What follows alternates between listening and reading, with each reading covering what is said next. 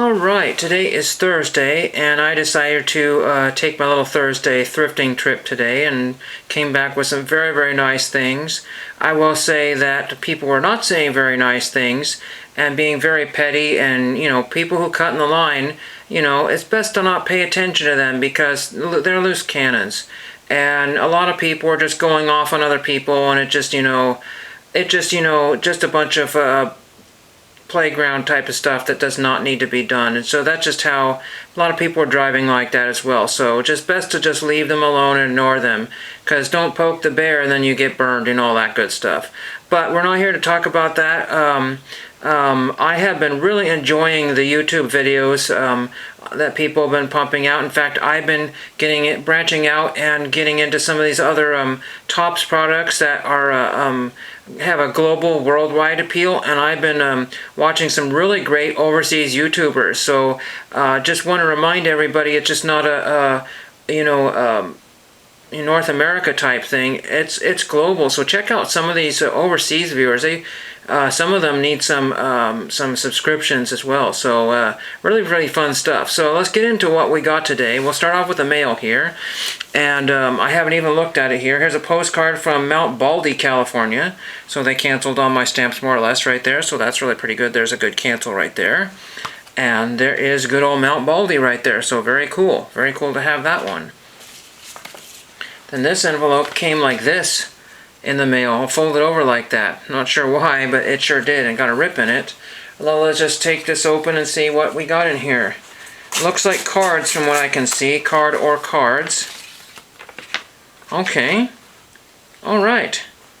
So, for whatever reason, Mr. Jim Colbert, he signed the back of my 1981 statistical leaders, I believe because his name is right there. So that's kind of interesting and unusual. Very nice to sign that. And he mainly nicely signed, I think I've gotten in before, but these were the last two cards I needed, and they've been gone for quite a while. I forgot I even had those out. So nice early Donruss cards. They're still relatively affordable for most of them, and you can catch these golfers just before they have stopped signing. So that's really cool. Nice, another addition for my set there. I don't have the complete set here. This one looks like a new envelope has been pasted on an old envelope. I'm not really sure. That's very strange. There's kind of a ridge right here. So new one. I don't understand this one. I'm not sure what's going on. Something really odd here. But we'll take a look and see what this is all about here. Don't know. Not sure. Let's just see what we got here. Okay. Oh, because they probably included something that didn't fit. So, what do we have here? We have a Greg Larson card here. And he has sent me this custom that he either had made or somebody else had made for him. New York Giants 61/73. Well, it's to Mickey. So who's... if you're Mickey, that's yours. But this one says to Henry. So that's why he included this in my original envelope. So very strange. Very, very strange. I'm not sure.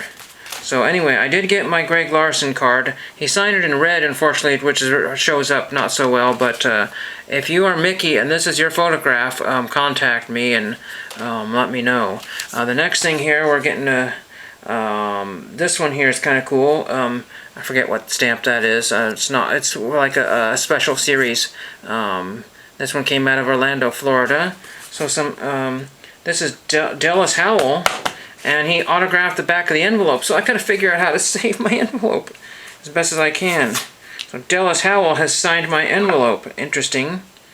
I got a lot of stuff to get through here, and I may not be able to get it all done in one video. There's my letter to Dallas Howell on an Oregon postcard there.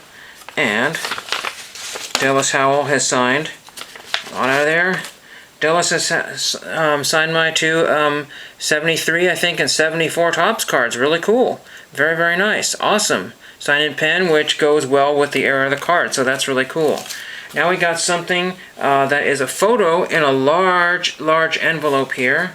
I know who it's coming from because it says on the envelope, but I will tell you when I've opened it. Very nice. I was surprised this hasn't come back yet. Came in a nice little thing here. Let's hopefully this is, oops. Unfortunately the photograph got ripped and tore. Really ripped.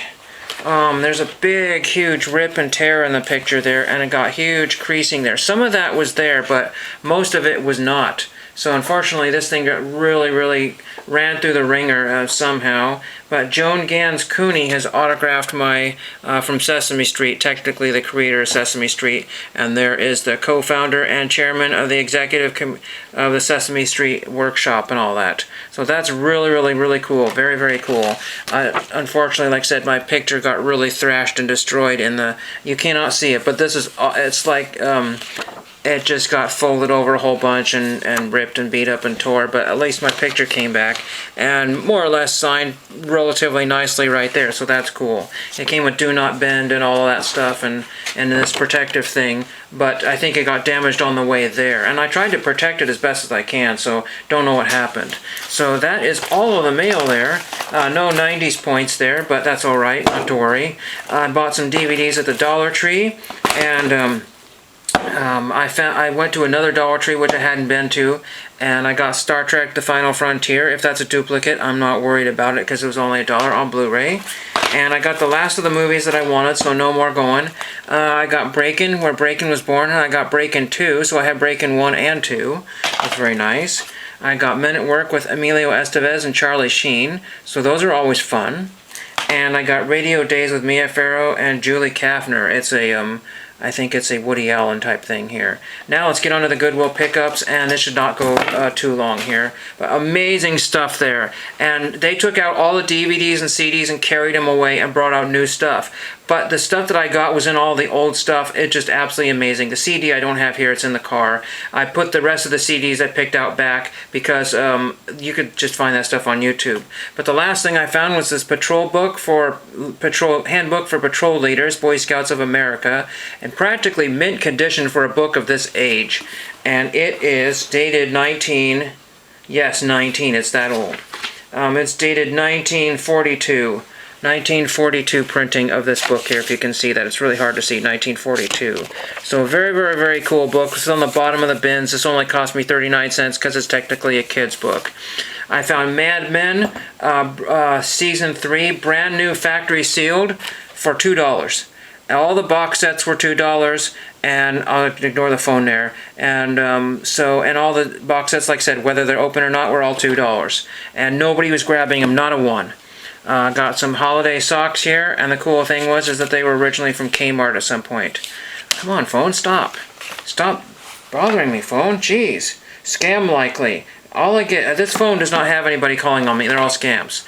I got this really amazing street guide with the vintage Shell logo. People will pay up for these things, and this is mint condition. This was in the leftovers. So a lot of people were fighting at Goodwill, and I was finding really cool stuff in the leftovers.